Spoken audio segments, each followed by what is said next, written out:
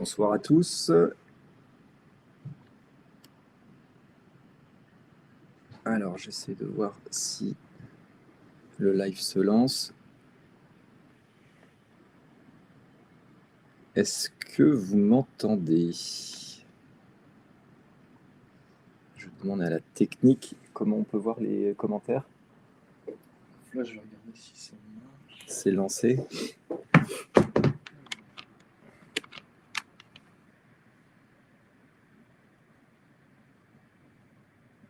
Alors là, c'est bon. Est-ce qu'on vous entend? Les commentaires. C'est lancé. Bonsoir à tous.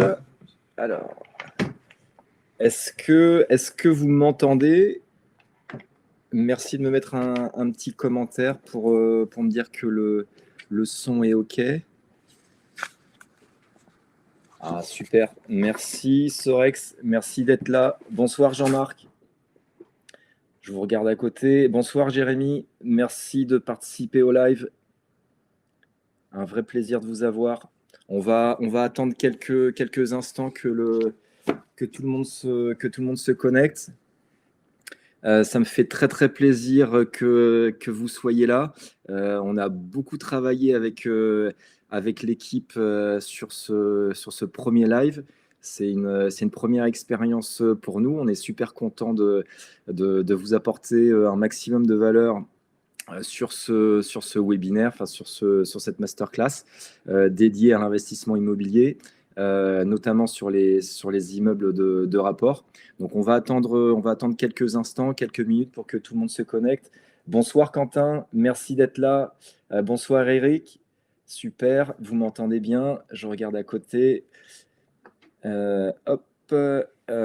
Bonsoir Eric, bonsoir Antoine, ravi que vous soyez là. Merci d'être présent. N'hésitez pas à me dire d'où est-ce que vous venez. C'est toujours intéressant de voir où est-ce que chacun est situé. Nous, on est basé à Amiens, dans les Hauts-de-France. Je suis originaire de Bretagne. Alors, je vous parlerai un peu de mon histoire. C'est pas forcément ça le plus important. Est-ce qu'il y a des Bretons parmi nous ou des sympathisants bretons parmi nous? N'hésitez pas à me dire. Les Bretons sont toujours un peu fiers de leurs origines. Bonsoir David, merci de nous rejoindre. Alors, c'est bon, on va démarrer. Écoutez, on va démarrer. Merci d'avoir été ponctuel. On a essayé de l'être aussi. Alors, pour ce premier live qu'on est très heureux de vous présenter avec l'équipe, le sujet est comment acheter un immeuble rentable à moins de 2 heures de Paris. Pourquoi on a décidé de faire ce live? Parce que on s'est entretenu avec plusieurs centaines de clients investisseurs et on s'est rendu compte que nos futurs clients investisseurs faisaient face aux mêmes problématiques, aux mêmes freins qui les empêchaient de passer à l'action. Et donc, on a souhaité organiser une série de 3 lives, je dirais, qui vont s'étaler, je vais vous présenter les dates, qui vont s'étaler d'aujourd'hui jusqu'à fin février, de sorte qu'on puisse balayer les 3 freins principaux qui empêchent la plupart des investisseurs, je dirais, de passer à l'action et de vous expliquer comment contourner ces freins. Déjà, pourquoi ces freins, en prendre conscience et bien sûr vous donner les clés pour les contourner, pour que vous puissiez passer à l'action. Alors, concernant les freins qu'on a pu recenser après plusieurs centaines d'entretiens stratégiques avec nos clients, on en a recensé 3. Alors, on aurait pu en recenser beaucoup plus que ça, mais ce sont les trois principaux, je dirais. Le premier, c'est est-ce que c'est le bon moment pour investir? Ça fait des années qu'on est dans le secteur de l'investissement immobilier. Moi, à titre perso, ça fait plus de 20 ans que j'investis dans l'immobilier. Je vous expliquerai un peu mon parcours tout à l'heure. Et c'est très souvent les mêmes questions qui reviennent. Les taux sont hauts, les taux sont bas. Il y a toujours la même inquiétude de est-ce le bon moment pour investir. Donc là, ça va être l'objet de ce premier live aujourd'hui. Faut-il investir dans l'immobilier en 2024? Et on va tout vous détailler.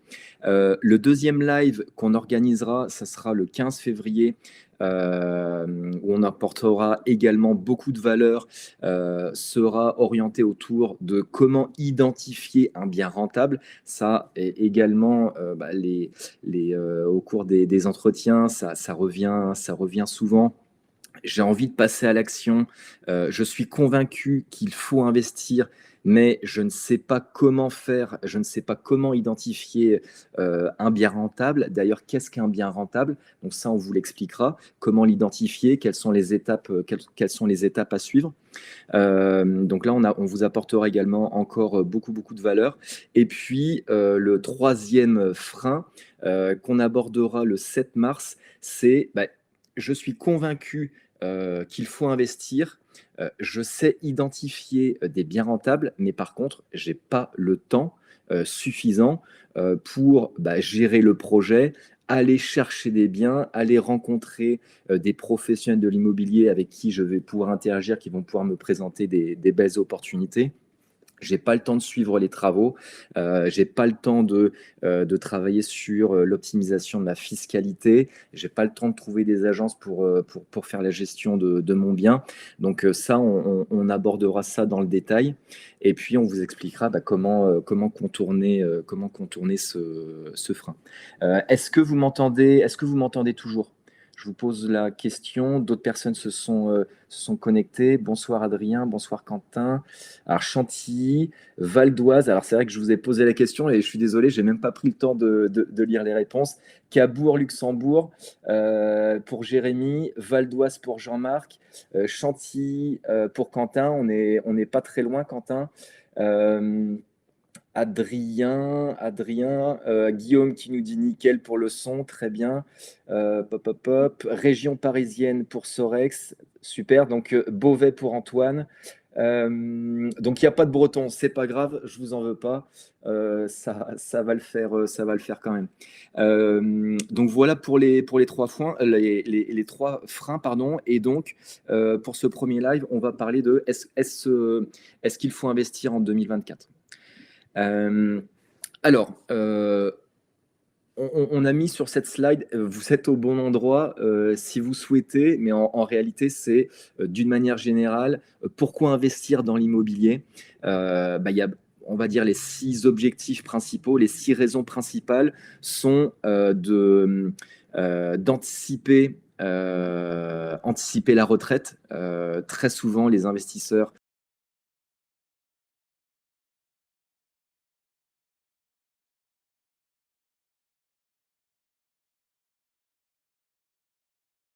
c'est se constituer un patrimoine pour soi-même, bien sûr, pour sa famille et pour les enfants. Lutter également contre l'inflation. Bien sûr, l'inflation, là, elle est en phase descendante, on le verra dans une slide, mais elle a très fortement augmenté au cours de 2023. Elle a même dépassé les 7%.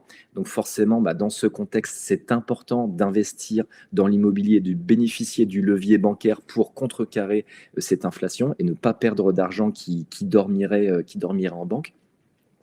Bien entendu, pour ceux qui également ont des liquidités, qui investissent également dans d'autres actifs, c'est une vraie opportunité, l'immobilier, de diversifier ses actifs. Et clairement, en tout cas, c'est mon avis. Alors, je suis peut-être pas très objectif non plus, mais ça fait 20 ans que je fais ça. Je suis tellement convaincu de l'immobilier que tout bon investisseur j'allais dire qui se respecte, mais après, il faut avoir la fibre. C'est pas parce qu'on n'investit pas non plus dans l'immobilier qu'on n'est pas un bon investisseur, puisque d'autres ont une fibre plus bourse ou investissement en private equity. Mais d'une manière générale, enfin, dans notre stratégie, c'est essentiel d'avoir de l'immobilier comme c'est une valeur refuge, c'est de la pierre, c'est du tangible. Donc ça, on en parlera dans d'autres slides, c'est juste essentiel. Bien entendu, sécuriser votre avenir financier. Ce qui est clé, c'est bien entendu de passer à l'action et de faire en sorte que on met de l'apport sur un projet grâce au levier bancaire. L'immobilier vous permet de vous enrichir grâce à de l'argent que vous n'avez pas. C'est le seul investissement au monde qui vous permet de faire ça. Vous allez mettre 50 000 euros d'apport et ça va vous permettre de lever 300 000 euros de dette et donc acheter un bien à 300 000 euros et donc avoir des revenus en lien avec ces 300 000 euros d'investissement. Et donc, c'est ça qui va vous permettre de sécuriser votre avenir financier puisque ce sont vos locataires qui vont rembourser l'emprunt plus les charges, en tout cas une très grande partie. Et donc, c'est grâce à ça que, voilà, à terme, vous pourrez bénéficier de rente ou d'un capital en cas de revente. Et bien entendu, de disposer de rente à terme. Ça, c'est essentiel d'anticiper ça. Qu'on ait 25, 30 ou 35, il faut raisonner long terme. Moi, j'ai commencé à investir, on en parlera tout à l'heure, j'ai commencé à investir en 2004 et donc j'avais 26 ans la première fois. Et grâce à ça, même si le premier investissement, c'était pas le meilleur des investissements, mais il ne s'autofinançait pas à l'époque. Mais par contre, j'ai eu la même locataire pendant presque 10 ans. Et grâce à ça, j'ai pu récupérer des liquidités au bout de 10 ans lorsque j'ai revendu pour réinvestir dans quelque chose de bien plus rentable, puisque bien sûr, je m'étais aguerri. Donc, cette notion de passage à l'action et de rente à terme, c'est essentiel.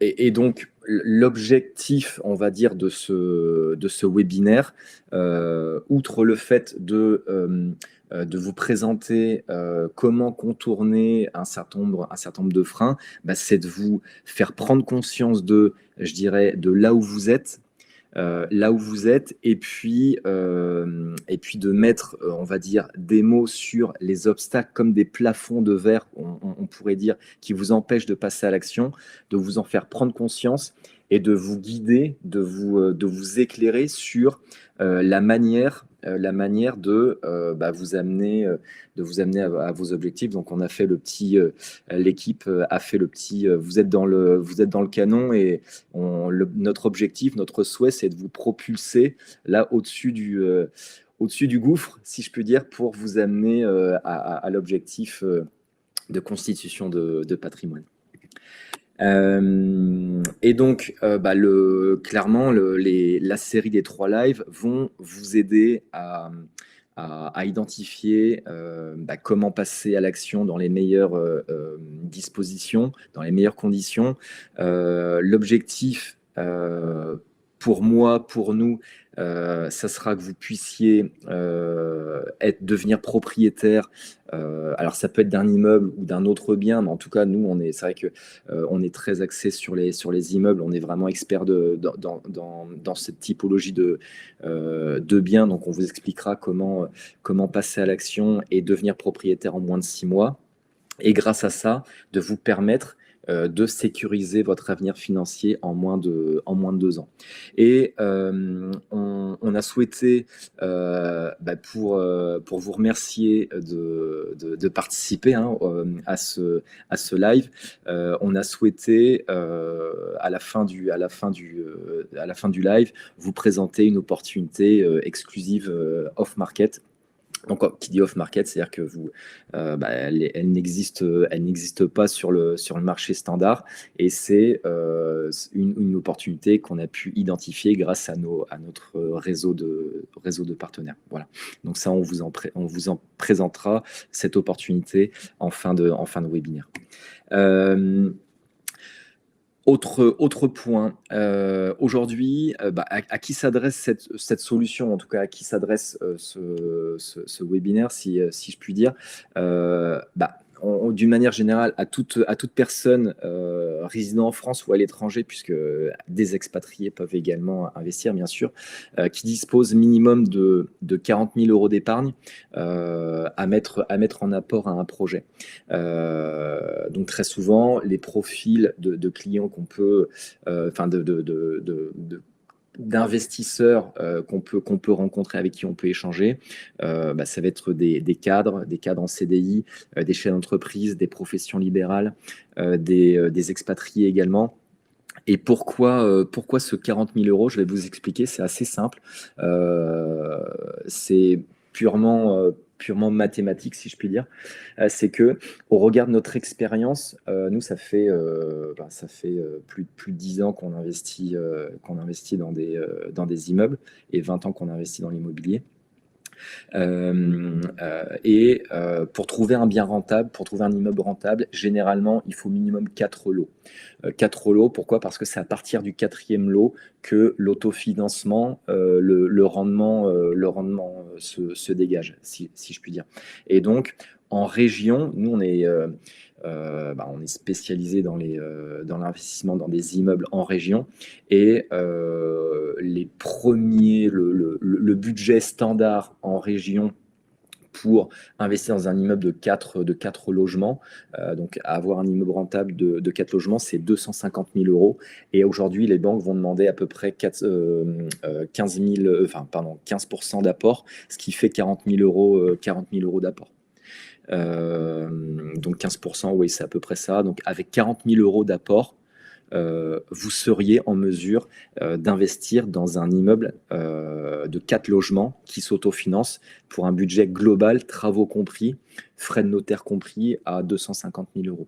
Ce qu'il faut que vous ayez en tête, c'est que à peu près, en tout cas, je parle de la région, bien sûr, je parle de la région en dehors des grandes agglomérations. Bien sûr, ça va pas être Paris, ça va pas être Bordeaux, ça va pas être Lyon, ça va pas être Rennes, ça va pas être Lille, puisque les prix au mètre carré sont bien plus élevés. Mais il y a des très très belles opportunités qui se cachent en dehors des grandes agglomérations, avec une vraie tension locative, même dans des communes de 10 000 à 50 000 habitants, qui sont justement en dehors de ces grandes agglomérations. Et faut que vous ayez en tête un ratio par appartement, un ratio de 50 000. 50 000 par appart. Donc là, on est à 250 000 pour 4 appartes. Et un appartement supplémentaire dans votre immeuble, il faut à peu près compter sur 50 60 000. Donc, par exemple, un budget de 300 000 euros, vous seriez sur un immeuble de 5 logements, 350 000 sur un immeuble de 6 logements. Et bien sûr, le montant de l'apport de 15% qui augmente légèrement. Et vous voyez l'effet de levier. L'effet de levier, avec un petit peu plus que 50 000 euros, et encore, c'est très très théorique. Certains partenaires bancaires vont demander un peu moins d'apport en pourcentage, mais à peu près à 50 000, vous allez pouvoir lever 350 000 euros de dette, donc d'emprunt, et vous allez avoir à peu près 32 000 euros de revenus locatifs dans ces eaux-là, 32 33 000 euros de revenus locatifs. Donc, c'est quand même très significatif. Et donc, c'est essentiel, si vous n'êtes pas encore passé à l'action, d'avoir conscience que l'immobilier, je le dis constamment, l'immobilier, c'est le seul investissement qui vous permet de vous enrichir grâce à de l'argent que vous n'avez pas, le fameux levier bancaire. Voilà. Et là, vous avez également la partie apport pour les expatriés, puisqu'on rencontre et on s'entretient avec beaucoup d'expatriés également. Bon, là, forcément, quand on vit à l'étranger, la notion d'apport est clairement différente. On est entre 30 et 40%. Voilà. Hop, pardon. Alors, j'aurais une première petite question, un premier petit sondage. Qui d'entre vous a déjà investi? Je vais me permettre de regarder les commentaires. Est-ce que, dites-moi qui a déjà investi dans l'immobilier et dites-moi le nombre de lots que vous avez. Il n'y a rien d'obligatoire, hein, si vous voulez pas le noter, enfin le mentionner, c'est pas grave non plus, mais c'est toujours intéressant de comprendre qui a déjà investi. Hop, je vous écoute, j'attends les commentaires. J'espère que vous m'entendez toujours, bien. 5 lots pour Bertrand, bravo. Merci pour ça. 8 lots pour David, bravo David. Merci pour le partage. Content de t'avoir, content que tu sois présent. Merci d'être là. 5 lots pour Eric, super. Est-ce que sur ceux et celles qui ont déjà investi, est-ce que c'est plutôt des appartements que vous avez achetés ou est-ce que c'est des immeubles des immeubles de plusieurs logements? Ce serait intéressant. Jérémy, tu n'es pas encore passé à l'action et c'est fine. Guillaume, 8 lots, bravo. Jean-Marc, 2 lots. Guillaume, pas encore, mais ça va venir, Guillaume. C'est pour ça qu'on est là, pour t'expliquer. Jérémy également. Super, vous êtes quand même plusieurs à avoir déjà investi. Immeuble de rapport, bravo Bertrand. Écoute, si tu as déjà investi dans 5 lots, écoute, la prochaine fois, le prochain live, c'est toi qui le fais. Voilà, ravi en tout cas que tu sois là. Donc voilà, vous êtes plusieurs à avoir déjà investi et certains n'ont pas encore passé à l'action. Et donc voilà, l'idée c'est que pour ceux qui ont déjà investi, c'est que on vous apporte, je l'espère, des éléments complémentaires dans votre stratégie. Et puis pour ceux qui n'ont pas encore investi, probablement que vous avez un certain nombre de freins et j'espère que voilà, les freins qu'on a identifiés vous aideront à passer à l'action. En tout cas, merci beaucoup pour vos réponses.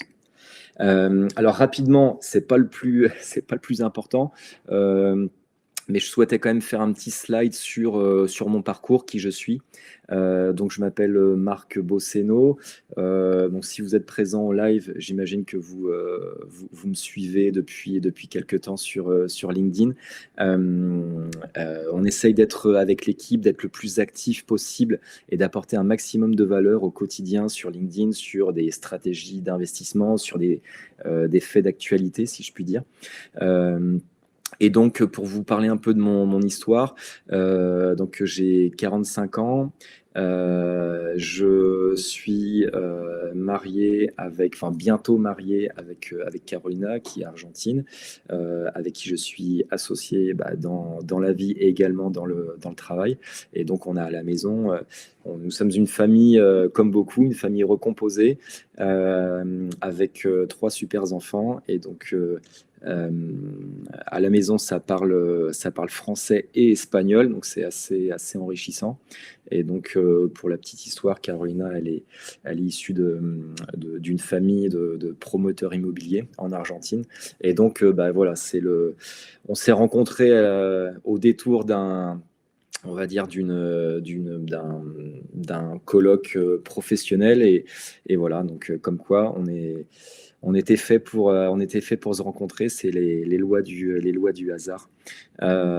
Et donc concernant mon historique, donc je commence toujours par d'où je viens. Je suis breton. Encore une fois, les Bretons sont fiers de leurs origines, mais je commence toujours par ça. Je suis originaire de Lorient. J'ai 45 ans. Et je suis de formation ingénieur en supply chain, et j'ai une carrière de 17 ans dans des groupes internationaux en France et à l'étranger. J'ai passé pas mal d'années en Europe de l'Est, donc en Roumanie, en Afrique du Nord également, où j'ai monté une usine pour un groupe coté en bourse, un groupe anglais. Je suis resté 5 ans à l'étranger. Donc c'est pour ça que aussi les investisseurs basés à l'étranger, donc les expatriés, on y attache aussi beaucoup d'importance parce que voilà, on a de l'affect et on sait combien c'est compliqué de vouloir investir en France quand on vit à l'étranger parce qu'on est, comme beaucoup, on est pris par le travail, mais aussi la notion de distance et la peur enfin, la contrainte de faire confiance à des personnes qu'on ne connaît pas finalement sur place. Donc voilà, expatrié, j'ai été patron d'usine dans différents pays, en France également, directeur des opérations au niveau de l'Europe et du Moyen-Orient pendant pas mal d'années. Donc une carrière professionnelle dans l'industrie qui a été, enfin je me suis littéralement éclaté, c'était super. Moi, j'ai commencé ma carrière, mon autre carrière d'investisseur immobilier en 2004, donc assez jeune, mais absolument sans expérience. Alors moi, je suis pas issu du tout d'une famille d'investisseurs, d'entrepreneurs.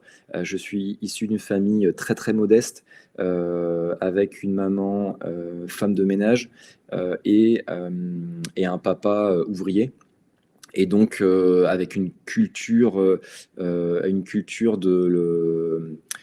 financière assez limitée, je dirais. Donc, je me suis construit un peu tout seul, voilà, comme beaucoup, hein. Et donc, je me suis lancé tout seul dans l'investissement avec beaucoup de freins. Avec la famille qui me disait mais pourquoi tu veux investir, c'est dangereux, tu connais rien, t'as pas le temps, tu sais pas comment il faut faire. Bon, j'étais convaincu qu'il fallait investir, mais également je faisais face à un certain nombre de freins, moi à titre perso, mais également influencé par mon entourage, à me donner des conseils finalement alors qu'ils avaient eux-mêmes jamais investi. Donc c'est là aussi la crainte, enfin le risque de attention aussi à votre entourage. Et parfois, il faut dire stop et se dire non, j'ai suffisamment d'éléments pour me convaincre de passer à l'action. Donc je suis passé par là. Donc j'ai commencé à investir dans un appartement en 2004. C'était pas l'affaire du siècle, ça s'autofinançait pas du tout, pour vous dire. J'ai acheté, c'était un appartement, un T3, je l'avais acheté, donc c'était en Bretagne, secteur bord de mer, 100 000 euros. Ouais, c'était ça, 98 000 euros exactement. Et je mettais tous les mois 250 euros, 300 euros de ma poche. Je mettais 300 euros de ma poche pour rembourser l'emprunt. Mais bon, voilà, j'étais passé à l'action, la résidence était sympa, j'ai eu la même locataire pendant, bon, ça a été un peu chaotique au début, mais ensuite j'ai trouvé la bonne locataire et j'ai eu la même locataire pendant quasiment, enfin pendant plus de 10 ans. Et je crois qu'aujourd'hui elle est encore dedans. Mais depuis, je l'ai revendue. Et au final, bah, même à se dire, je mets 250 euros de ma poche tous les mois, bah, au final, il y a quand même la locataire qui payait une grosse partie des mensualités et des charges. Et au final, je l'ai revendu 120 000 euros 10 ans après. Alors, bon, 20% de plus-value en 10 ans, c'est pas l'affaire du siècle. N'empêche que bah, j'ai quand même récupéré, une grosse partie de mon investissement du départ, parce que l'investissement, j'avais emprunté sur 15 ans, donc il était quasiment payé. Et ça m'a permis en 10 ans, j'ai vraiment pris de l'expérience aussi en investissement, je vais vous en parler. Et donc, ça m'a permis de réinvestir derrière. Et donc tout ça pour vous dire que même si on se lance et que le premier investissement, c'est peut-être pas l'investissement du siècle, mais c'est pas cata non plus. Bien sûr, faut pas faire n'importe quoi. Mais le principal, c'est de passer à l'action. Et le fait de passer à l'action, bah, quelques années après, vous allez en tirer les bénéfices, soit des rentes à terme ou reprendre du capital pour réinvestir. Donc surtout, n'ayez pas peur de passer à l'action. Même si vous avez, alors il y a des prérequis quand même, mais même si vous n'avez pas 100% des éléments à disposition, n'hésitez pas à passer à l'action. En tout cas, j'en suis le bon exemple. Et donc 2004, en parallèle de mon activité, j'ai commencé à investir, et dans un appartement, puis un deuxième. Je suis parti vivre à l'étranger. Donc là, il y a une coupure, parce que en étant à l'étranger, personne sur place. À l'époque, voilà, des personnes enfin des cabinets pour accompagner les investisseurs où j'avais personne sur place, moi, en mesure de me guider, ni le réseau qui allait bien. Et donc, de retour en France, j'ai repris les investissements. Et là, bon, ça a continué. Un autre appartement, là, c'était en colocation, un deuxième en colocation, un troisième. Ensuite, je suis passé à des immeubles, un immeuble, deux immeubles. Et donc, après certains que j'ai revendus, que j'ai arbitrés, pour arriver, donc tout ça, c'était en parallèle de mon activité qui était quand même très très prenante. Donc c'est aussi une contrainte. Ça a eu un impact au niveau familial aussi, parce que ça prend du temps de se former, d'aller visiter, de se constituer un réseau. Et donc, donc voilà, je sais ce que c'est aussi de se priver aussi, et parfois c'est compliqué vis-à-vis de sa compagne, sa femme, son mari, ses enfants aussi, de se dire bah, je vais visiter, je rentre très tard le soir. Ben, j'avais des horaires, bon, je bossais vraiment beaucoup, beaucoup en déplacement aussi. Et donc bah, les visites, c'était quand? C'était le week-end, c'était le soir très tard, entre deux. Et donc, c'est un impact, bah, forcément, on voit moins les enfants, moins la famille. Mais c'était un choix aussi assumé. Et donc, bah, qui a fait que voilà, ça m'a permis quand même de me constituer un patrimoine plutôt sympa, avec plus d'une cinquantaine de lots quand même sur les années. Et donc en 2018, j'ai pris la décision de l'année des 40 ans. On pourra dire la crise de la quarantaine, mais j'ai fait un post il n'y a pas longtemps enfin, j'ai rédigé un post, je ne l'ai pas encore diffusé, mais comment ça s'est passé cette prise de décision. Et donc, l'année des 40 ans, j'ai pris la décision de quitter mon job de patron d'usine pour faire de l'immobilier mon activité. Pourquoi? Parce que voilà, je voulais donner un nouveau tournant à ma carrière, voilà, un questionnement sur ma mission de vie, qu'est-ce que je souhaite laisser, qu'est-ce qui m'éclate. Et donc, j'ai quitté mon job. À l'époque, j'ai quitté ma compagne, on a vendu la maison pour redémarrer à zéro, si je puis dire, et pour me lancer dans l'investissement immobilier à 100%. Donc investissement, accompagnement d'investisseurs également. Donc depuis 2018, j'ai pris la décision d'accompagner des investisseurs de mon profil, si je puis dire, parce qu'on avait le même langage, des cadres, des chefs d'entreprise, des professions libérales, des expatriés qui souhaitent investir dans l'immobilier, mais qui n'ont pas les connaissances et surtout pas le temps. Et donc voilà, l'idée, c'était de les accompagner dans leur démarche. On en parlera tout à l'heure. Et donc également entre 2018 et 2021, la rencontre avec Carolina. Et donc voilà, on a pris la décision j'étais tout seul à l'époque dans l'accompagnement d'investisseurs. Et puis, on a décidé de créer ensemble le cabinet BO Equinox, dont on parlera tout à l'heure.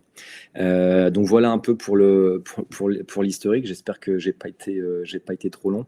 Je vais passer à la slide d'après. Donc pour rappel, aujourd'hui dans on va dire la thématique globale de comment investir dans un immeuble rentable à moins de 2 heures de Paris.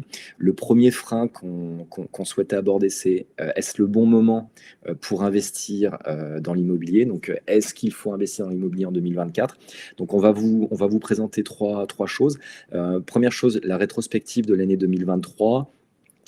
Quelques bonnes nouvelles, enfin, il y a un certain nombre de bonnes nouvelles pour 2024 et nos recommandations on est au mois de janvier, donc nos recommandations pour exploser et passer à l'action en 2024. Alors tout d'abord, un certain nombre d'idées reçues, et là c'est pas des mots en l'air, c'est vraiment à l'issue on a recensé les 6 idées reçues ou les 6 commentaires principaux qu'on peut avoir de la part de plusieurs centaines d'entretiens qu'on a pu avoir. Avec beaucoup d'investisseurs. Et donc, la première chose, c'est les taux d'emprunt sont trop hauts, donc c'est pas le moment d'investir. Je préfère attendre. Ça, on l'entend tous les jours, et c'est normal pour un investisseur non averti de se dire ça, de se dire ça va descendre, je préfère attendre. Autre chose, c'est je veux pas investir parce que, enfin, j'ai peur d'investir parce que j'ai peur que les locataires, ils me payent pas, ou alors ils me saccagent mon bien. Autre point qui est beaucoup mis en avant aussi au niveau des médias, mais c'est aussi une réalité, c'est l'augmentation du coût du coût de l'énergie. Ça, c'est vrai que c'est à anticiper. Il y a un autre sujet, là en bas à gauche, c'est l'augmentation d'un certain nombre de taxes, notamment les taxes foncières, qui ont augmenté à peu près, suivant les régions, entre en 5 et 10%. En moyenne de mémoire, ça doit être 7%, l'augmentation de la taxe foncière. Donc ça a un impact en tant que propriétaire. Donc ça s'anticipe, bien sûr. L'augmentation du prix des matériaux sur les 2 dernières années, suite au Covid. Là, c'est en train de se tasser clairement, mais on n'est pas revenu au niveau des prix d'il y a 3 ans. Donc, il y a un vrai impact de l'augmentation des coûts des matériaux. Et force est de constater aussi que un certain nombre d'artisans, d'entreprises en profitent pour gonfler les prix en disant ouais, mais non, mais c'est l'augmentation des matériaux, alors qu'en réalité, il y a une grosse partie de l'augmentation qui est liée à leur propre augmentation de coût main-d'œuvre, en fait. Donc, bien sûr, il y a l'augmentation de l'énergie qui est à prendre en compte, mais certains, nous, on est dans le game, si je puis dire, depuis des années, et on voit que certains en profitent, donc faut être vigilant. Et puis, bien sûr, ça c'est essentiel, l'instauration de nouvelles réglementations énergétiques qui étaient déjà dans le pipe depuis des années, mais là, ça a été depuis 2 ans, c'est acté. Et donc, voilà, les réglementations énergétiques qui, pour certains, sont trop contraignantes, trop compliquées, et donc qui les empêchent de passer à l'action. Et donc oui, en fait, ces idées reçues, on parle d'idées reçues, mais derrière une idée reçue, il y a quand même un fond de vérité. Et oui, la législation, clairement, elle s'est durcie pour les propriétaires. La taxe foncière, elle a augmenté. L'inflation, la forte inflation, elle fait baisser le pouvoir d'achat, ça c'est clair. Les rendements des SCPI, c'est compliqué. Et même pour lever de la dette pour les SCPI, c'est compliqué, c'est compliqué aussi. L'immobilier tertiaire, l'immobilier de bureau, c'est les premiers on va dire, à souffrir de la crise. Donc oui, il y a clairement un fond de vérité sur ces idées reçues, ce qui peuvent nous aider remonter de la part les questionnements qui peuvent nous aider remonter de la part des clients qui nous contactent. Mais à l'inverse, c'est que dans toute situation compliquée, dans toute situation de crise, il y a des opportunités. Et j'aurais même tendance à dire, il y en a encore plus. Pourquoi? Parce que l'investisseur lambda, lui, ne va pas savoir comment faire et il va rester bloqué sur ses idées reçues.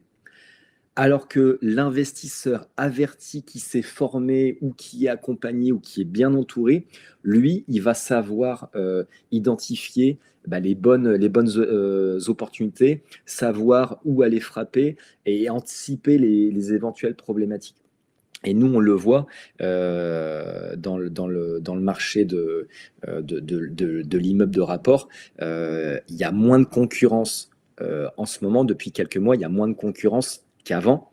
Il y a toujours de la concurrence, mais il y en a un peu moins qu'avant. Pourquoi? Parce que ceux qui restent dans le game, si je puis dire, ce sont uniquement les investisseurs avertis, les investisseurs lambda, si je puis dire. Il y a aucun dénigrement, c'est que ils ne savent pas. Là, en fait, ils s'arrêtent à ces idées reçues, et donc voilà, ils sont pas en mode je passe à l'action, je recherche, alors qu'il y a vraiment de très belles opportunités à faire dans le contexte actuel. Je vous donne l'exemple de Claire et Clément qu'on a pu accompagner, sans rentrer trop dans le détail de leur situation financière, mais ils ont une très belle situation financière. Clément, il est cadre, et puis Claire de notaire. Ils ont plus de 5 000 euros, largement plus de 5 000 euros. On n'a pas voulu donner le chiffre exact, mais ils ont largement plus de 5 000 euros par mois de revenus. Et en fait, ils faisaient face à ces difficultés. On a envie d'investir, on est convaincu qu'il faut passer à l'action, mais est-ce que c'est le bon moment? Parce qu'il y a les taux, il y a les contraintes énergétiques. Il y a un certain nombre de choses qu'on a soulevées tout à l'heure. Et donc, notre rôle, dans un premier temps, avant de leur dire comment faire, c'est de leur faire prendre conscience on va dire, des freins qui les empêchaient de passer à l'action, et on les a guidés sur la manière de les contourner avant de passer à l'étape d'après. Et grâce à ça, voilà, ils ont pu en moins de 6 mois, enfin c'est même en moins de 2 mois, passer à l'action dans l'investissement de 4 lots en fait. Donc voilà, comme quoi, voilà, c'est un exemple typique de savoir identifier, mettre le doigt sur les freins qui nous empêchent de passer à l'action, et ensuite de décliner différentes étapes, enfin tout un process pour investir dans un bien rentable. Alors, rétrospective de l'année 2023. Est-ce que vous continuez, vous m'entendez toujours bien, tout le monde? Merci encore d'être là. Bon, pour une première fois, on pensait pas que vous alliez être aussi, enfin, on ne savait pas que vous alliez être aussi nombreux, donc on est super content. Merci encore. Alors, est-ce que vous m'entendez toujours? Je voudrais juste être sûr. Hop, hop, hop, hop. N'hésitez pas à me mettre en commentaire. Antoine qui dit bonjour à Carolina. Avec plaisir, Antoine. Ok, donc ok, c'est bon. Et j'ai un pouce qui est apparu, donc vous m'entendez. Donc, rétrospective de l'année 2023, assez intéressant. Pourquoi? Parce que, bon, ça fait, comme je vous disais, ça fait 20 ans que j'investis dans l'immobilier. Alors, je suis bien plus âgé que beaucoup d'entre vous, j'imagine. Alors, je sais pas, je vois quelques photos. Oui, vous avez l'air plus jeune que moi, même si je me sens pas vieux. Mais clairement, 2023, ça a été une année de tous les défis. Avec des taux d'intérêt qui ont très fortement augmenté. Je vais vous montrer un graphe, c'est assez parlant. En moins de 18 mois, les taux, ils ont été multipliés par 3 quand même. Une réelle difficulté sur le marché de l'immobilier neuf, qui est clairement en crise, hein. Je vais vous donner des chiffres, c'est assez éloquent, voire même hallucinant, je dirais. Et donc force à l'ensemble des corps d'État qui travaillent sur le marché neuf, parce que pour eux c'est compliqué aujourd'hui. Et un marché de la location clairement en tension, qui peut faire peur, mais aussi en tant qu'investisseur, c'est un gros coup à jouer, et qui offre de belles perspectives pour l'avenir. Alors, première chose, au niveau des taux d'intérêt. Les taux d'intérêt, pour vous montrer, c'est bien de se mettre de remettre les choses dans le contexte. Oui, les taux ont augmenté. On vous le montrera dans la slide d'après. Les taux ont été multipliés par 3 en moins de 18 mois. On est sur des taux, nous, aujourd'hui, autour de, allez, on va dire 4,5. Là, récemment, on a eu sur 25 ans un taux à 3,80. Donc, ça commence à baisser. Ça a baissé depuis janvier, depuis mi-décembre, de 0,4 points. Donc, on est entre 4 et 4,5. Pour vous montrer ici l'évolution des taux hypothécaires aux États-Unis, on le voit ici, au plus bas, et là on parle depuis, c'est historique, au plus bas, les États-Unis ont été à 3%. Nous aujourd'hui, on est allé entre 4 et 4,5. Et en 1990, les États-Unis étaient à 10% de taux d'intérêt. Aujourd'hui, ils sont à 7% à peu près. Entre 7 et 8%. Ça a commencé à baisser comme chez nous. Ils sont entre 7 et 8%. Et donc, ce qu'il faut se dire, c'est que on a en tête, en France, le fait de se dire « Ouais, non, mais on empruntait à 1% sur 25 ans, et donc je veux la même chose ». Ce qu'il faut que vous sachiez, c'est que cette situation était clairement une anomalie de marché. Fallait surfer sur la vague. Oui, clairement, fallait surfer sur la vague à ce moment-là, mais c'était une anomalie de marché. Et aujourd'hui, les médias parlent de oui, les taux explosent. Et en fait, non, on retourne à une situation normale. Et encore une fois, quand vous comparez par rapport aux États-Unis, on est bien plus bas qu'eux, voire même on propose aujourd'hui en France des taux parmi les plus bas dans le monde. Et ce qu'il faut que vous sachiez aussi, c'est que ça soit aux États-Unis ou en Angleterre, ce sont des taux variables pour la plupart, alors que nous, ce sont des taux fixes. Et donc, encore une fois, tout est une question de comparaison. On n'a pas à se plaindre des taux qu'on a aujourd'hui parce que voilà, c'est bien, bien pire ailleurs. Même si, bien sûr, on a connu du 1% sur 25 ans, c'était juste extraordinaire, mais c'était une anomalie de marché. Donc, il ne faut pas que ça soit considéré comme, OK, je vais attendre, je veux plus investir dans l'immobilier, j'attends qu'on retourne dans une anomalie de marché. Ça n'arrivera pas ou peut-être dans quelques années, j'espère, à des taux comme ça, honnêtement, j'en doute. Ça va baisser, ça va se stabiliser. Un, ça va se stabiliser. Et deux, ça va rebaisser, oui. Est-ce que ça va rebaisser à des taux de 1%? Honnêtement, j'y crois pas. Je n'ai pas de boule de cristal, mais j'y crois pas une seconde. En tout cas, voilà, vous avez la perspective, la comparaison par rapport aux États-Unis. Et les taux actuels, je vous disais entre 4 et 4,5, ça c'est les taux en France, hein. Et c'est une source de la BCE. On a déjà connu, mais à maintes reprises, ces taux-là. On a connu ces taux en 2008, on a connu ces taux en 2000. Bon, sans entrer trop dans le détail, moi mes parents, alors c'était le franc à l'époque, mais en 85. Ils ont emprunté, je leur ai encore posé la question il y a pas si longtemps, et c'était 12 ou 14% d'intérêt. Voilà. Et ils étaient famille ouvrière. Donc, je n'ose même pas imaginer bien sûr, le prix de l'immobilier était bien plus bas quand même aussi, il faut le savoir.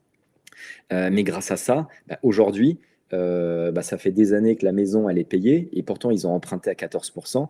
Et heureusement qu'ils sont passés à l'action, parce qu'aujourd'hui, avec leur maigre retraite, ils seraient incapables de payer un loyer. Enfin, ça serait très, très compliqué. Donc voilà, un autre exemple qui fait que, OK, les taux étaient hauts, mais ils sont passés à l'action.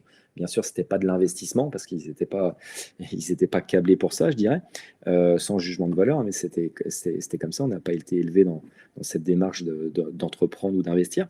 Mais voilà, enfin, c'est un exemple de je passe à l'action et j'ai le bénéfice à terme. Donc voilà, donc un deuxième graphique qui nous montre que voilà, les taux, c'est cyclique et viendra aussi le moment où là, on est en cours de stabilisation et ça va baisser. Et donc, si vous passez à l'action aujourd'hui, viendra le moment aussi de renégocier les taux. Voilà, donc ayez bien conscience de ça, plutôt que de se dire je vais attendre. Le pire en investissement, c'est le temps.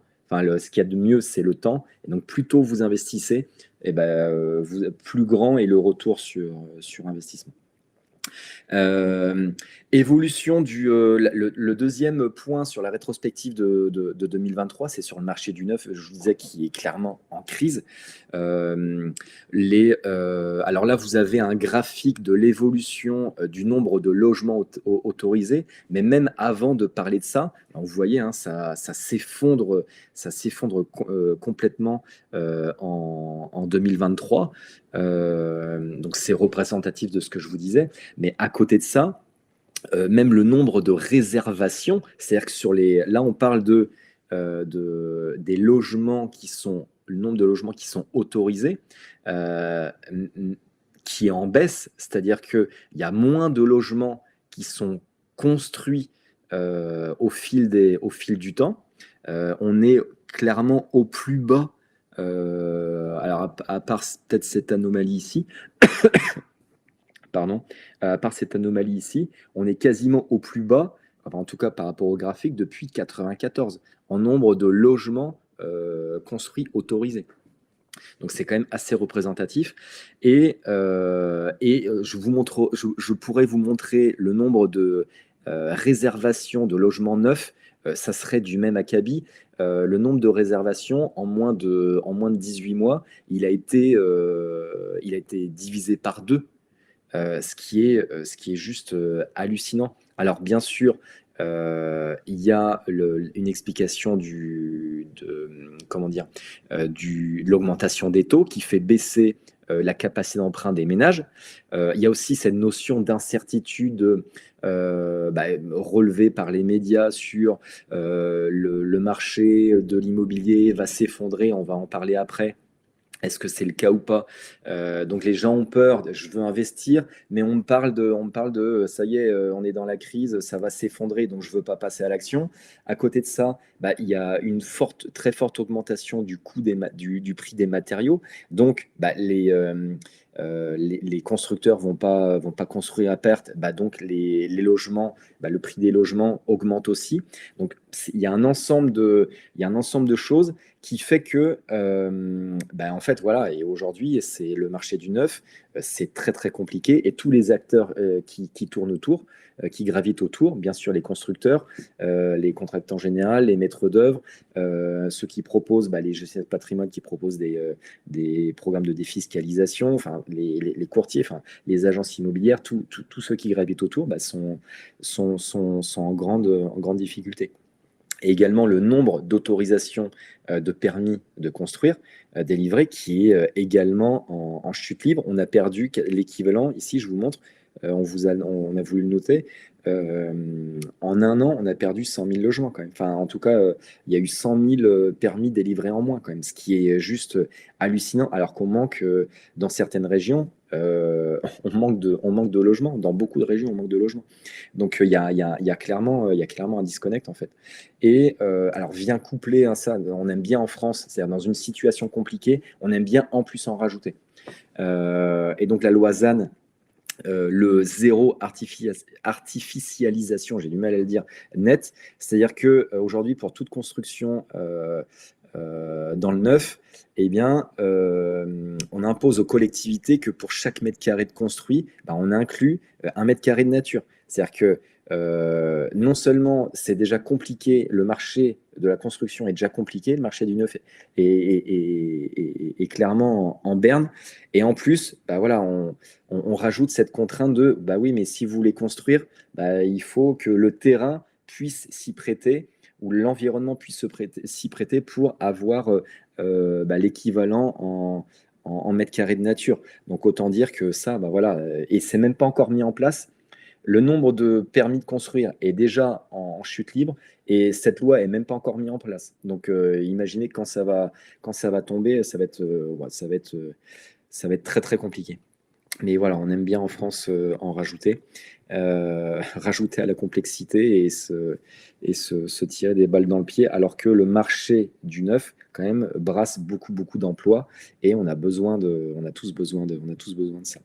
Donc, tout ça fait que c'est un ensemble de choses qui fait que il y a moins de construction, et c'est de plus en plus compliqué d'acheter à cause de l'augmentation des taux. Les gens restent chez eux, donc ne bougent pas. Donc la rotation de locataires, elle baisse, et c'est encore plus difficile aujourd'hui, alors qu'on a des besoins de logements complémentaires, de nouveaux logements. C'est encore plus difficile aujourd'hui qu'hier de trouver des logements. Et là, vous voyez le graphique qui est assez éloquent. C'est le pourcentage d'augmentation de la tension locative. C'est-à-dire la tension locative, elle augmente de partout. Et en rouge foncé, c'est là où ça augmente encore plus que la moyenne. Donc, au minimum, la tension locative augmente de 30% à peu près. Et dans certaines régions, comme les Hauts-de-France, ça augmente de 80%. 80% également dans le sud ici, et de plus de 100% dans le sud-ouest ou en Corse. Enfin, c'est juste hallucinant. Hallucinant, et on le voit, nous, au quotidien. Et on parle pas que de Paris, Bordeaux, Lyon, Nantes. Non, on parle pas de. Même en région, c'est la tension. La tension, elle est palpable. La tension, elle est là. Je vous donne un exemple très concret. On est basé à Amiens. À titre perso, j'ai un immeuble proche de Amiens. J'ai mis une annonce d'un appartement. bien refait, avec un loyer au-dessus du marché, parce que je sais que la tension locative, elle est là, il y a beaucoup de demandes, mais aussi j'offre de belles prestations. Donc j'ai proposé un loyer au-dessus du marché, et on est dans une ville de 3000 habitants à 20 km de Amiens. Eh bien, j'ai voulu tester, j'ai mis une annonce sur le Bon Coin, et j'ai eu 2000 vues, 70 demandes de visite de l'appartement, pour vous dire la difficulté de se loger, même, si je puis dire, en dehors des grandes agglomérations. Et donc ça, c'est dur c'est dur de se dire que bah, aujourd'hui, on a du mal à se loger, et on a mis l'article là d'étudiants qui partent vivre dans les campings. Mais en tant qu'investisseur, c'est une réelle opportunité, parce que bah, qui dit tension locative augmentée, bah, dit faible taux de rotation, dit possibilité d'augmenter les loyers, parce que bah, le marché va augmenter, le marché du locatif va augmenter. Donc c'est une vraie opportunité pour les investisseurs. Et là, l'équipe a souhaité également, c'est bien de montrer, vous savez que y a beaucoup de stats qui existent dans différents pays, notamment aux États-Unis. Et Arthur, avec qui on a préparé ce webinaire, a souhaité vous présenter ça. Et je trouve que c'est une super initiative, à savoir la hausse des loyers. Vous dire que la hausse des loyers, elle est inéluctable. Et là, c'est un graphique de certaines villes aux États-Unis. Et donc, c'est l'évolution, alors je vous traduis, c'est l'évolution du nombre de logements par habitant, pour 1000 habitants. Concrètement, c'est Minneapolis, par exemple, bah, il y a une forte augmentation du nombre de logements construits par rapport aux habitants présents. Voilà. Et Indianapolis, en bas, bah, voilà, ça augmente, mais c'est de manière beaucoup moins prononcée. Et bah, qu'est-ce qui se passe? On a relevé, l'étude a relevé également l'évolution sur la même période du montant des loyers, en fait. Et en fait, on voit que bah, Minneapolis, où il y a beaucoup plus de logements construits par habitant, eh ben, forcément, il y a moins de tension locative, donc le prix au mètre carré du loyer, il baisse. Par contre, là où ça se construit moins, eh ben, les loyers augmentent, en fait. Et donc, c'est évident que ça va arriver. Et là, c'est que le début. On l'a vu juste avant, la tension locative dans certaines régions qui est à plus de 80%, ce qui est énorme. Vu les contraintes actuelles au niveau du marché du neuf, c'est évident que le marché de l'ancien, on va être dans ces configurations-là, voire même de manière beaucoup, beaucoup plus prononcée. Et que ça soit dans les grandes villes et également dans les régions. Et l'avantage des régions, c'est que vous n'allez pas avoir de loyers qui sont capés, vous n'allez pas avoir de plafonnement des loyers. Et donc, bien sûr, l'idée, c'est pas de mettre des loyers délirants au détriment des locataires, parce qu'on a aussi, de mon point de vue, en tant que propriétaire, on a une responsabilité vis-à-vis des locataires, mais en tant qu'investisseur, bien sûr, ça va permettre d'augmenter, d'améliorer votre rendement locatif, c'est indéniable. Donc ça, ce sont des signaux vraiment très positifs. Et donc, autre bonne nouvelle des bonnes nouvelles pour 2024. On va vous parler rapidement de l'immobilier résidentiel, les taux qui se stabilisent, et clairement l'effet de levier qui est toujours aussi intéressant. On en a un peu parlé tout à l'heure. Rapidement, l'immobilier résidentiel qui résiste, oui, bien sûr. Alors, si je puis dire, le secteur qui prend un peu cher, et c'est normal, c'est par là que ça commence toujours, c'est le marché du tertiaire, et surtout pas du tertiaire, mais l'immobilier de bureau. Là, c'est assez compliqué. Par contre, vous le voyez, on parle de crise. de crise de l'immobilier, que le marché va s'effondrer, pas du tout. Vous voyez en bleu ici, j'espère que vous le voyez bien, en province, que ça soit maison ou appartement, et ben vous voyez qu'en fait, c'est en province, maison ou appartement, ben en fait, le prix se stabilise. Et nous, on le voit en région, les prix ont quasiment pas baissé. À Paris, ça a baissé de 10%. Ok, oui, 10%.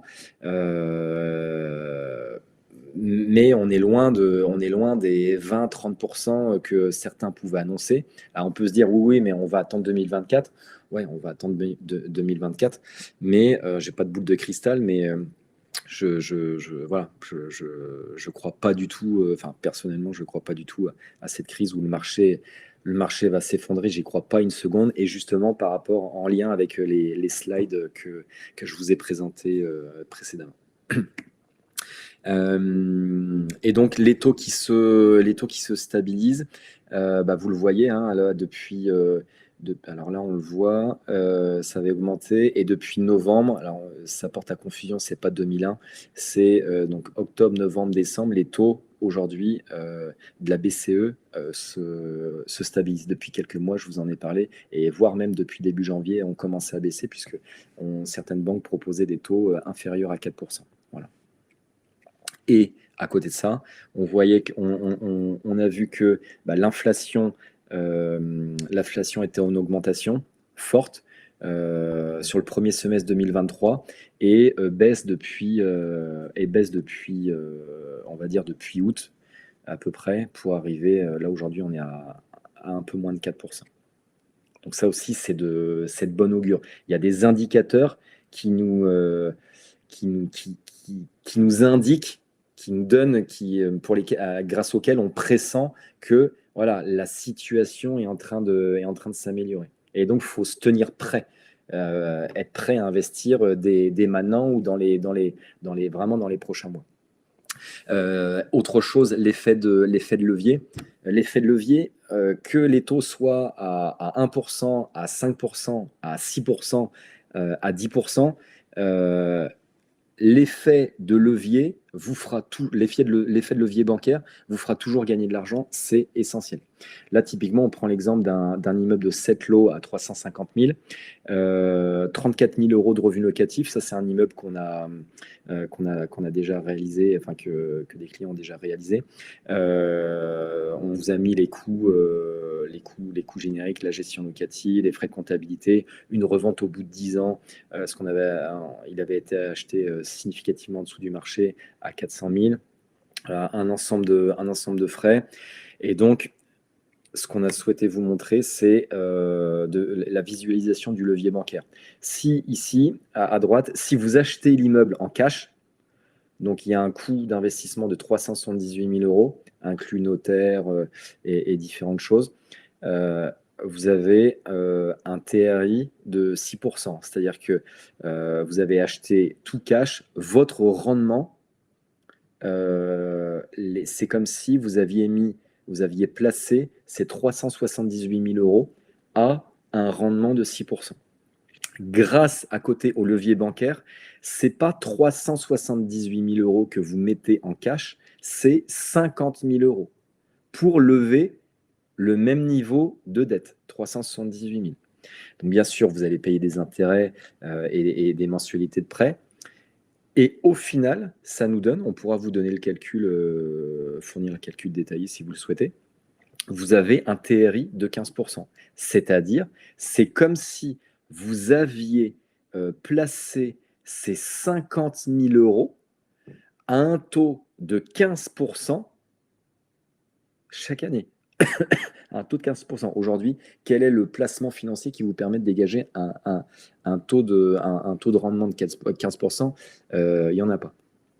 Et donc, cette notion de rendement net aux alentours de 6%, mais réellement, ce qui est important, c'est le TRI, le taux de rentabilité ou temps de rendement interne, de 15%. C'est ça qui va vous faire gagner de l'argent. Et donc, on voit que grâce au levier bancaire, votre TRI, votre taux de rendement interne, est 2,5 fois plus élevé que si vous achetiez tout en cash. La conclusion, c'est il faut lever la dette. c'est essentiel. Mettons de l'apport parce que les banques demandent de l'apport, mais grâce au levier bancaire, vous pouvez vraiment casser la baraque.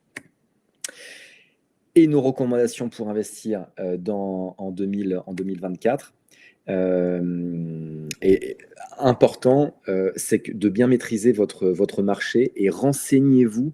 Il faut toujours avoir un métro d'avance ou un train d'avance, si je puis dire. Et là, et c'est important que vous puissiez aussi prendre connaissance des informations relatives au secteur sur lequel vous souhaitez investir. Est-ce qu'il y a des programmes de rénovation, de réindustrialisation? Quelles sont les grandes tendances? On a souhaité vous montrer un exemple très concret d'un point de vue réindustrialisation, par exemple dans les Hauts-de-France, parce qu'on parle d'investir à moins de 2 heures de Paris. Les Hauts-de-France, ça rentre dans ces critères. Il y a l'objectif de créer ce qu'on appelle, ce que le gouvernement a appelé la batterie Vallée, donc tout un pôle sur la fabrication de batteries électriques, et ça engendre beaucoup d'emplois, plus de 20 000. Là, clairement, il va y avoir des besoins encore augmentés en termes de logement. Et donc, voilà, c'est le genre de choses qu'il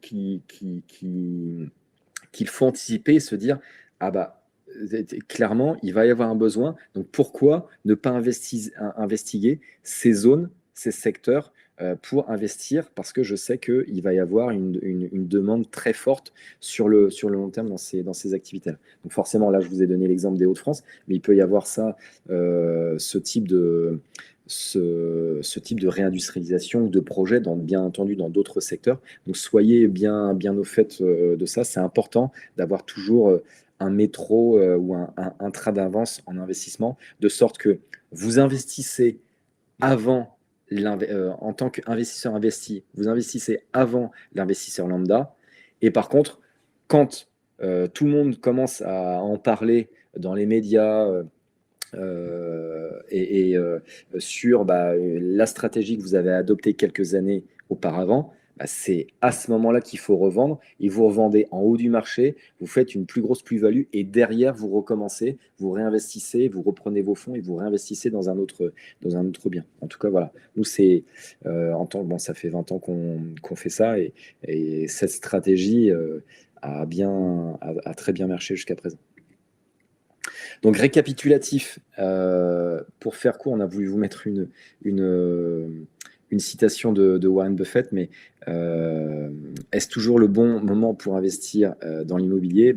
Voilà, sans reprendre mot à mot ce que dit Warren Buffett, mais soyez avide quand les autres sont craintifs, c'est clairement ça. Il faut très souvent, pour faire des bonnes affaires, il faut très souvent aller à contre-courant des investisseurs lambda non avertis, si je puis dire.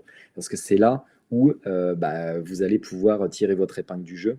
Et c'est pas quand tout va bien que...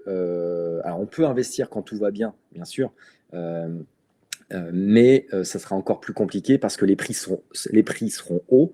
Et il y aura beaucoup plus de concurrence. Alors qu'aujourd'hui, on est dans un marché attentiste. Et si vous êtes averti, c'est là que vous allez avoir des belles opportunités. Donc, au niveau du live, je voulais vous parler rapidement du prochain live également, le 15 février.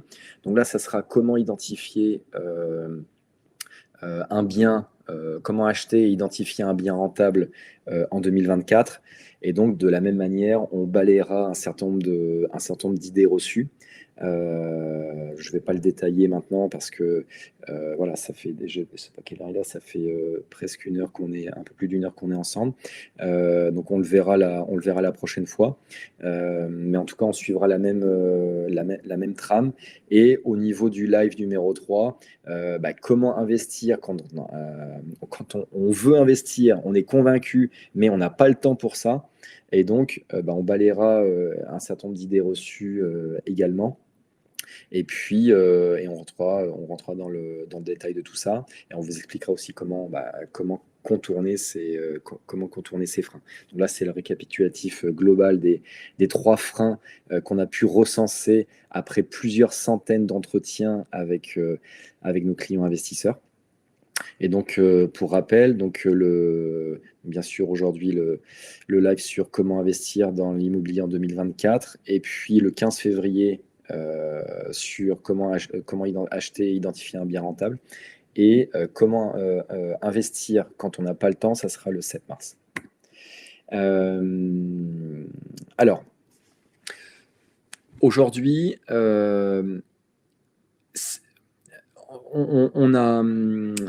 on a recensé un certain nombre d'idées reçues à se dire, OK, est-ce le bon moment pour investir dans l'immobilier? Clairement, c'est toujours le bon moment pour investir dans l'immobilier.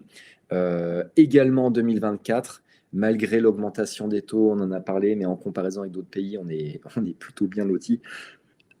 malgré, malgré un marché du neuf qui est en berne, mais ça a d'autres impacts positifs en tant qu'investisseur sur la tension locative et l'augmentation des loyers.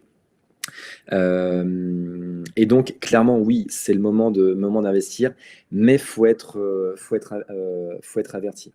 Alors, aujourd'hui, ce qu'on souhaitait également vous présenter, c'est la possibilité de passer à l'action en étant accompagné, parce que aujourd'hui, peut-être que vous voulez passer à l'action, mais vous n'avez pas le temps. Peut-être que vous souhaitez investir, mais vous n'avez pas les connaissances. Vous avez un certain nombre de freins qu'il faut lever, et vous avez besoin de personnes de confiance pour les contourner. Et donc, c'est aussi dans cette stratégie qu'on a créé notre cabinet il y a quelques années, on en a parlé tout à l'heure. Et donc, on est en mesure de vous accompagner de A à Z dans votre projet avec, voilà, vous avez photo, là, on s'était fait prendre en photo par le photographe professionnel.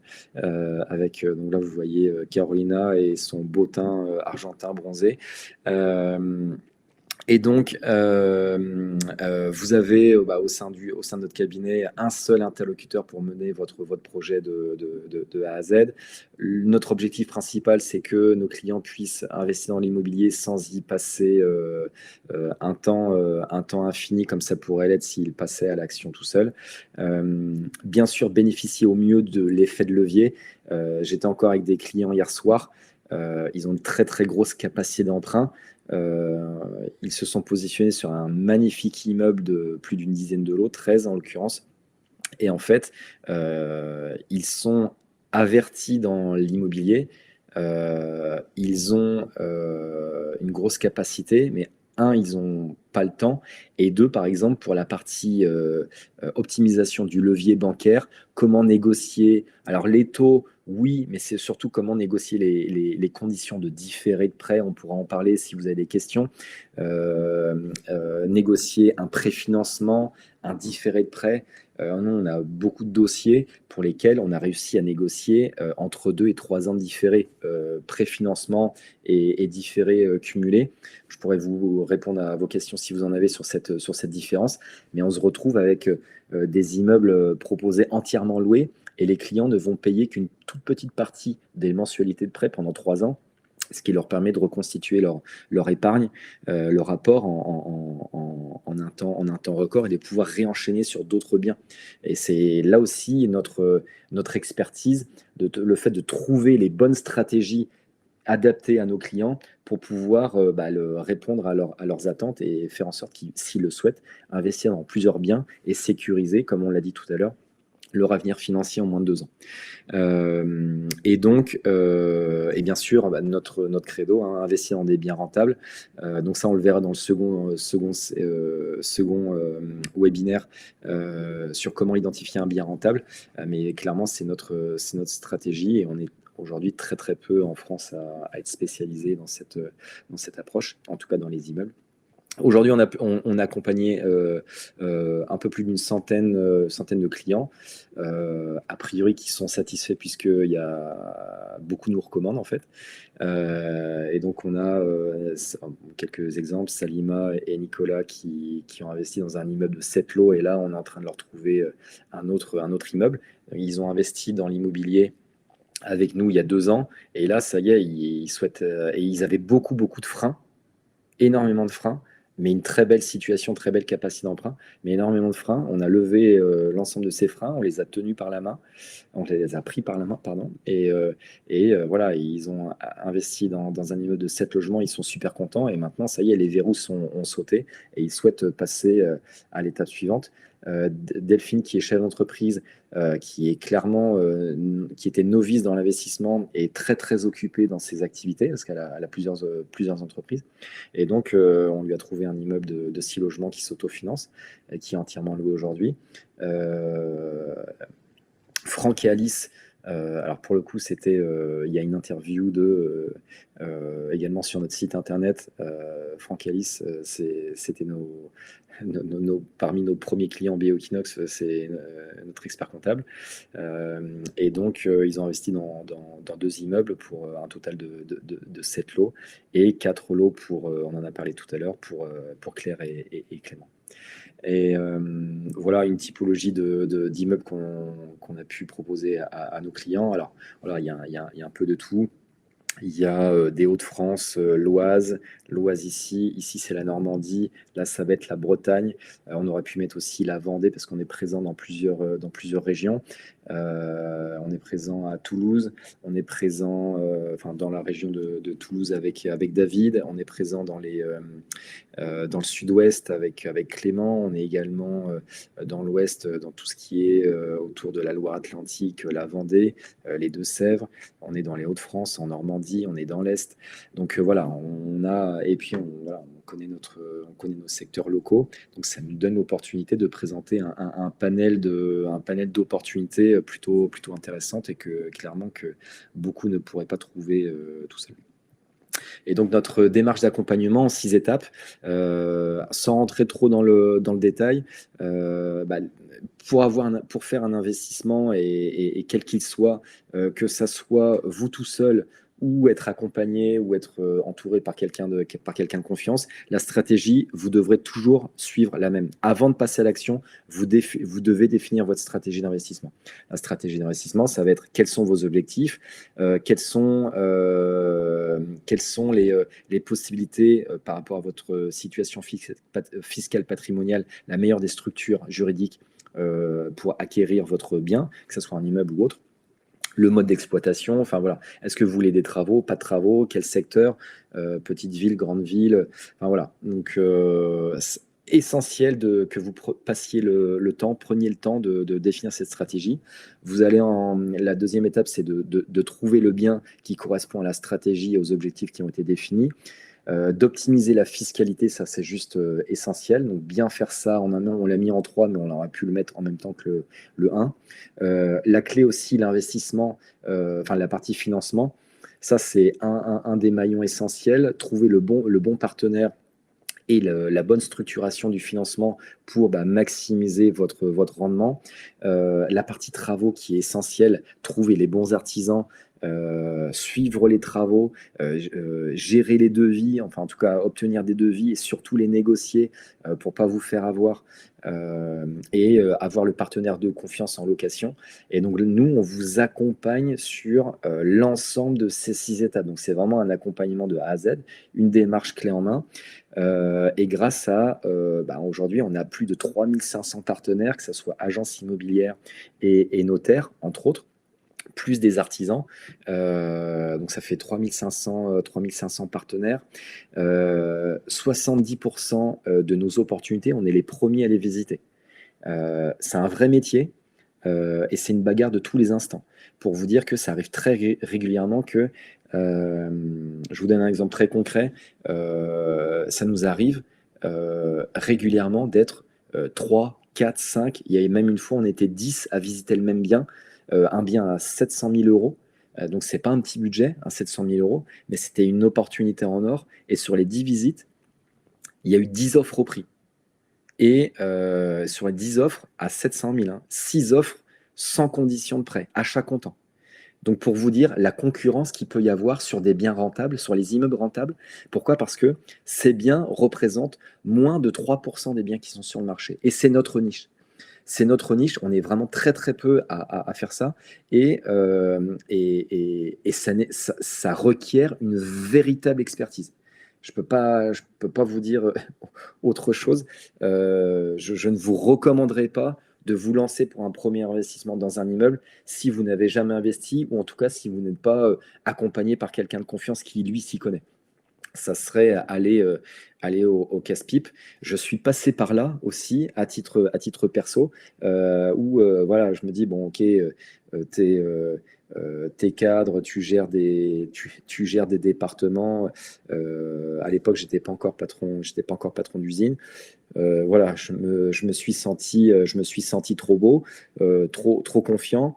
Investir tout seul dans un premier immeuble, bah ok, ouais, on a investi, très bien, ouais, sauf que il y avait beaucoup de choses, notamment d'un point de vue travaux et fiscal à l'époque, que j'avais pas du tout appréhendé. Je pensais que, mais en fait pas du tout.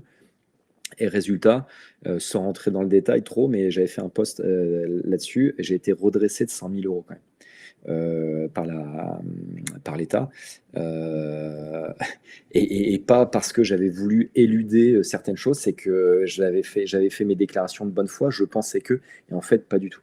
Donc attention vraiment à ça. Donc moi clairement j'ai appris à la dure, si je puis dire. Et bon, maintenant, on peut dire qu'on est expert dans le domaine depuis le nombre d'années qu'on fait ça, et après 20 ans d'investissement. Mais clairement, à l'époque, quand j'ai démarré, bah, ça n'existait pas, les cabinets d'accompagnement clé en main, encore moins sur des immeubles. Et donc, clairement, j'aurais été accompagné à l'époque par des personnes de confiance dans mes investissements, mais j'aurais gagné, je sais pas, j'aurais gagné probablement 10 ans, ce que je me suis constitué en 15 ou 20 ans, assurément, avec l'expérience qu'on a aujourd'hui, j'aurais pu me le constituer en 5 ans, ça c'est sûr, c'est garanti. Et donc, et ça m'aurait fait gagner du temps, moins de stress, et forcément, bah, même si on est, avec Carolina, on est très content du patrimoine qu'on a aujourd'hui, bah, il y a une différence entre investir, avoir un très beau patrimoine en 2004 et avoir ce patrimoine, ce même patrimoine, bah, plutôt investi 10 ou 12 ans après, parce que c'est 10 ou 12 ans bah, pendant lesquels j'ai pas investi ou j'ai un peu cafouillé, bah, en fait, c'est 10 12 ans de perdu qui font que bah, ça a un réel impact sur l'avenir financier de la famille, en fait, tout simplement, parce qu'on fait ça aussi. On fait ça pour soi, mais on fait ça aussi pour sa famille. Et donc, même si on est content de la vie qu'on a aujourd'hui, on aurait une vie clairement différente aujourd'hui si on avait été accompagné. Ça, c'est indéniable. Donc voilà, c'est important que vous soyez conscient des étapes à suivre et de l'importance de passer à l'action et surtout d'être vigilant sur sur les travers qu'il peut y avoir. Et c'est aussi pour ça que j'avais demandé à l'équipe de formaliser un certain nombre de choses. Je suis passé par là. Donc ces chiffres-là, ça sort pas d'un chapeau, pardon. C'est que je suis vraiment passé par là. Typiquement, les erreurs qui peuvent arriver.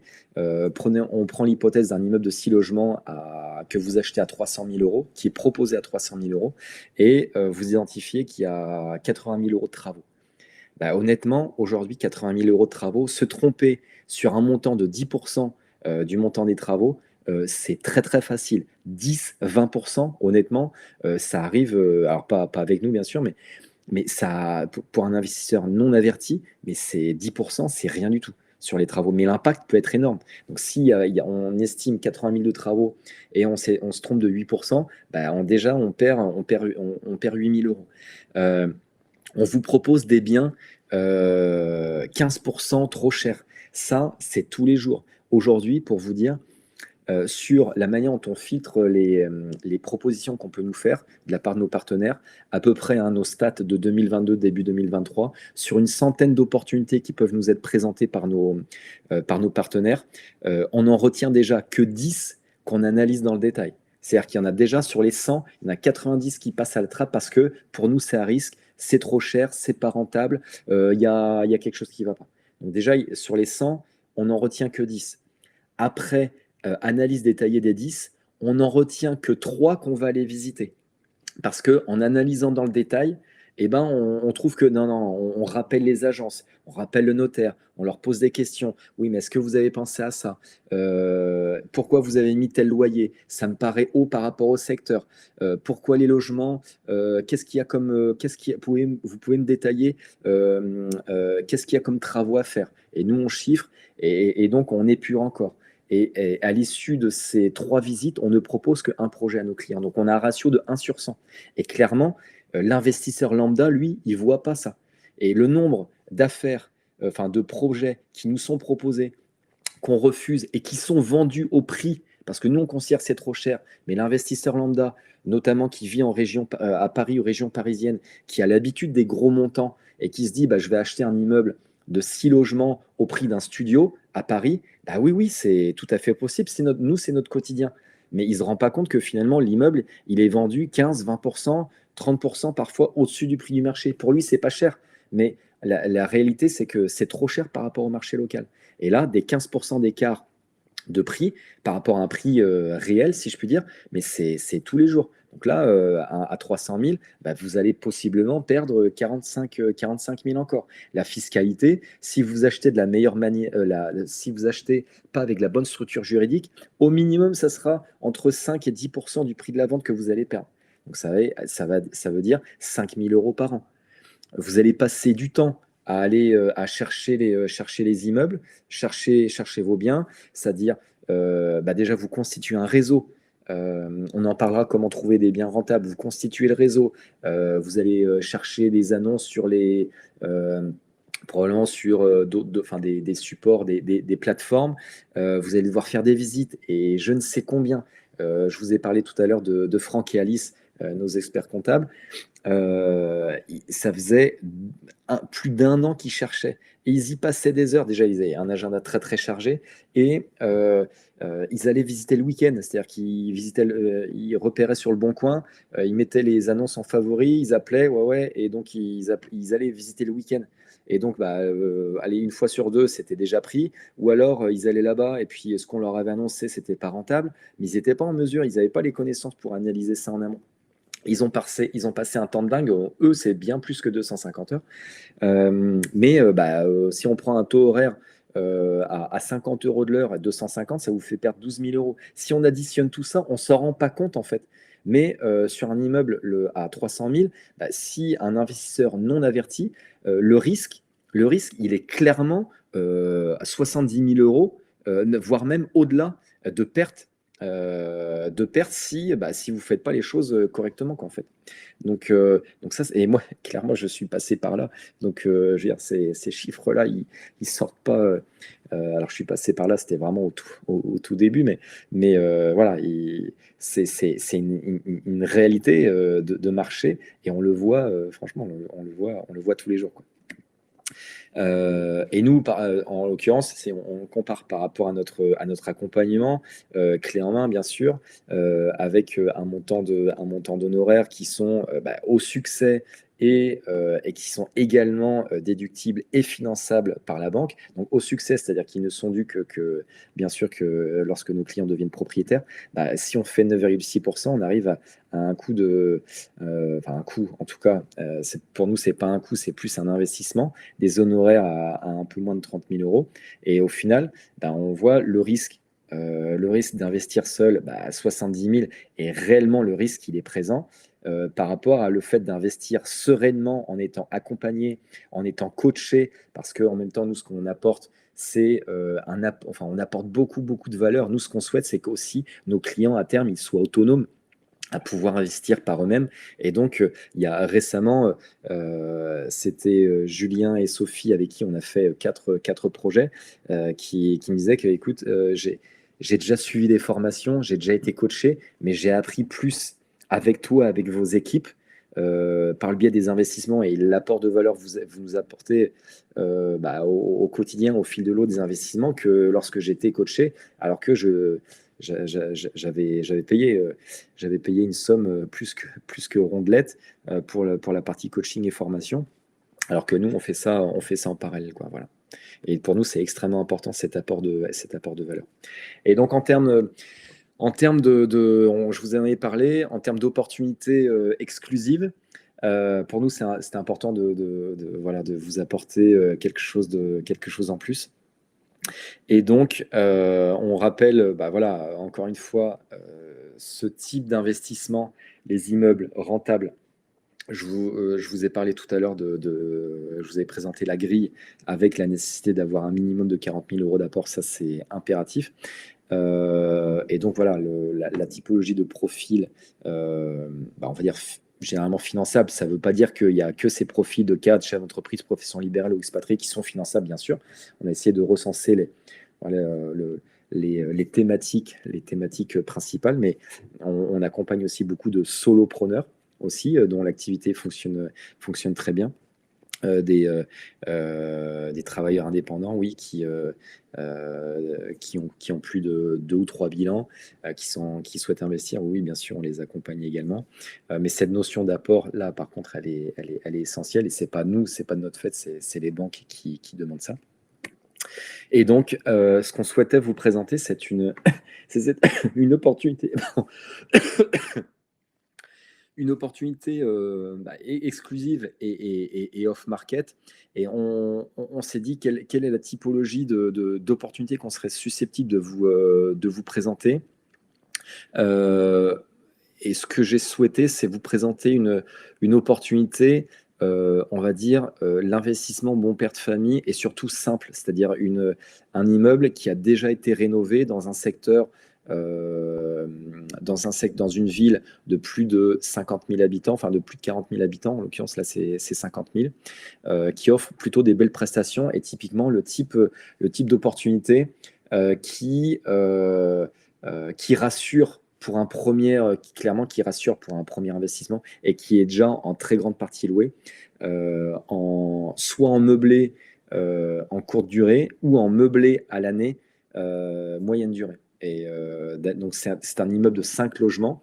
Il y a un logement qui est en rez-de-chaussée avec un petit jardin qui lui, pour le coup, il y a quelques petits travaux à faire, mais il est occupé, il est loué en nu, et quatre logements qui sont un mix entre des étudiants, des travailleurs, consultants qui sont là pour plusieurs mois. Et on est en plein centre-ville, de Valenciennes, qui est une très belle ville, que j'aime beaucoup, et qui offre beaucoup de belles opportunités. Et donc, vous avez les chiffres. Après, on pourra vous le détailler, bien sûr, si vous êtes intéressé pour aller plus loin sur cette opportunité. Et donc, pour les 5 logements, vous allez avoir un budget à un peu moins de 460 000 euros, 458 000 inclus les travaux, bien sûr. Et aujourd'hui, l'immeuble rapporte 44 000 euros de revenus locatifs. Et on estime à peu près entre 60 et 70 000 euros d'apport qui correspond à 15%. Je pense que sur cet immeuble-là, on pourra, vu qu'il y a moins de travail, il y a assez peu de travaux à réaliser.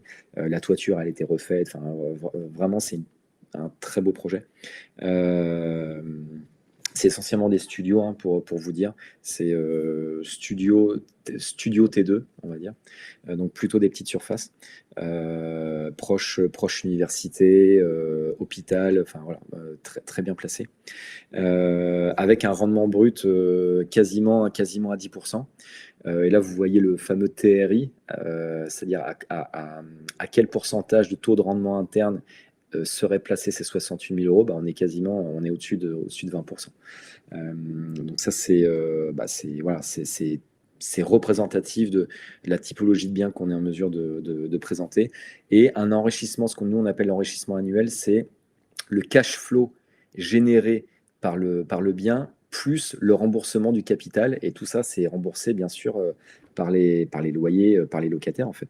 Et donc, vous vous enrichissez de quasiment 15 000 euros par an, en fait. Donc, le cash flow plus le remboursement du capital, 15 000 euros par an. Donc ça, c'est une opportunité exclusive, off-market, qu'on est en mesure de vous présenter aujourd'hui. Et donc, si vous êtes intéressé par cette opportunité ou alors l'opportunité, ou alors pas cette opportunité-là, mais être accompagné dans votre projet, vous avez des freins qui ont besoin d'être levés, vous avez des questions sur l'accompagnement clé en main, et c'est tout à fait normal, vous souhaitez accélérer votre constitution de patrimoine, c'est assez simple. On va vous mettre le lien l'équipe va vous mettre le lien dans le chat. J'espère que le lien il est là, et on va vous mettre on va vous mettre le lien. Vous pourrez prendre rendez-vous. Je vais vous mettre aussi un lien sur le slide d'après, et possiblement vous pourrez être. Alors, on a indiqué propriétaire en 48 heures. Vous ne serez pas propriétaire en 48 heures puisqu'il y a un délai de visite, d'offres, voilà. Mais et puis ensuite de rédaction notariale. Mais en fait, voilà, c'est sous la thématique. Ce qu'il faut savoir, c'est qu'en moyenne, les opportunités qu'on présente à nos clients, elles partent entre 24 et 72 heures. Pourquoi? Parce que en fait, on n'est pas là pour abreuver nos clients d'opportunités pas terribles, moyennas, que ce soit eux qui fassent le tri. Le tri, il est déjà fait, puisque comme je vous disais tout à l'heure, il y a un ratio de 1 sur 100 entre les opportunités qu'on nous présente et ce qu'on filtre. Et au final, les projets qu'on propose à nos clients, il y a un ratio de 1 sur 100, pardon. Et donc, en fait, tout le filtre, il est déjà fait en amont, et c'est ça qui fait, c'est ça que tout investisseur recherche. C'est-à-dire qu'on est tous, on travaille tous beaucoup, on est tous pris par la vie professionnelle et perso, et ce qu'on a envie, c'est de pas perdre de temps à chercher des opportunités, à passer des heures à chercher des opportunités. Et donc le fait d'avoir un filtre et des opportunités déjà d'analyser et de présenter, forcément, ça a une très grande valeur, et donc on est en mesure de vous apporter cela. Et donc voilà le lien. Alors je ne sais pas si Lucas m'entend pour présenter pour publier aussi dans le chat pour présenter le lien. Vous pouvez scanner pour prendre rendez-vous ici sur le slide, et en même temps on peut s'organiser une session de questions-réponses si vous en avez. Je suis là pour répondre. J'imagine que vous allez avoir des questions. J'espère que j'ai pas été trop long et que ça a pu vous apporter un maximum de valeur. N'hésitez pas à me dire qu'est-ce que vous avez comme question, et je suis là pour y répondre. Donc Lucas me fait signe, l'équipe technique, si je puis dire, l'équipe technique me dit que c'est bon, le lien est sur le chat, donc n'hésitez pas à flasher, et dites-moi si vous avez des questions, je suis là pour y répondre. Pardon. N'hésitez pas, je suis là pour ça. Alors, hop. J'ai du mal à voir s'il y a des questions. Alors, merci beaucoup pour ce live. Nous sommes d'accord. Ça s'adresse en très grande partie à des foyers ayant une rémunération solide et un patrimoine déjà établi, au moins en termes d'apport. Oui. Alors, en termes d'apport, Nathan, tout à fait. Comme je vous le disais, le montant de l'apport minimum, c'est 40 000. Pour alors je vais dire le plus petit budget, 250 000, c'est pas un petit budget, mais pour un immeuble de 4 logements, 250 000, oui, ça sera 40 000 euros d'apport, tout à fait. Je vois que, alors j'ai du mal à voir combien vous êtes sur le chat. Encore présent. Je ne vois pas les questions. Alors peut-être que vous n'en avez pas, en fait, tout simplement. C'est que peut-être j'espère qu'on a été suffisamment clair. Je vais rester juste encore peut-être une minute à voir avec vous si vous avez des questions. En tout cas, surtout, n'hésitez pas. Vous avez que vous ayez des questions maintenant ou après. Surtout, n'hésitez pas, vous avez le lien de notre site internet, et donc Vous pouvez voir les projets qu'on a pu réaliser, notre démarche d'accompagnement. Et donc, voilà, ce sera un plaisir de vous avoir au téléphone. Je vous remercie sincèrement pour votre participation et merci pour vos commentaires. Merci à tous d'avoir été là. J'espère qu'on vous a apporté un maximum de valeur. En tout cas, on a fait le maximum avec les équipes. Et donc, je vous dis à très vite pour le prochain live, de début février. Je vous dis à très vite et merci, à bientôt.